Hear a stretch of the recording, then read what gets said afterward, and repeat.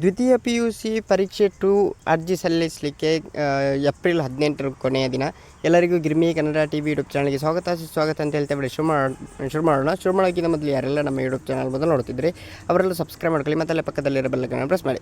2026ನೇ ಸಾಲಿನ ದ್ವಿತೀಯ ಪಿ.ಯು.ಸಿ ಪರೀಕ್ಷೆ 2 ಬರೆಯಲು ಸಿದ್ಧತೆ ನಡೆಯುತ್ತಿರುವ ವಿದ್ಯಾರ್ಥಿಗಳಿಗೆ ಕನ್ನಡ ಶಾಲಾ ಪರೀಕ್ಷೆ ಮತ್ತು ಮೌಲ್ಯ ನಿರ್ಣಯ ಮಂಡಳಿ ಮಹತ್ವದ ಹಾಗೂ ನಿರಾಳತೆಯ ತರುವಂತಹ ಸುದ್ದಿಯೊಂದನ್ನು ನೀಡಿದೆ.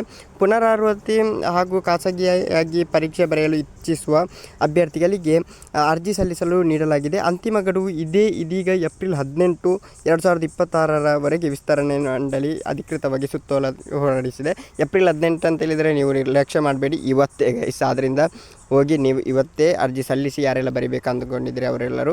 ಈ ಹಿಂದೆ ಪ್ರಕಟಿಸಲಾಗಿದ್ದ ಮಂಡಳಿ ಸುತ್ತೋಲೆ ಪ್ರಕಾರ ದ್ವಿತೀಯ ಪಿ.ಯು.ಸಿ ಪರೀಕ್ಷೆ 2 ಆನ್ಲೈನ್ ಹಾಗೂ ಆಫ್ಲೈನ್ ಮೂಲಕ ಅರ್ಜಿ ಸಲ್ಲಿಸಲು ಏಪ್ರಿಲ್ 9ರಿಂದ 17ವರೆಗೆ ಇತ್ತು.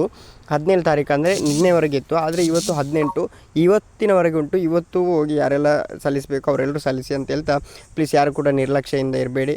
Thank you, by.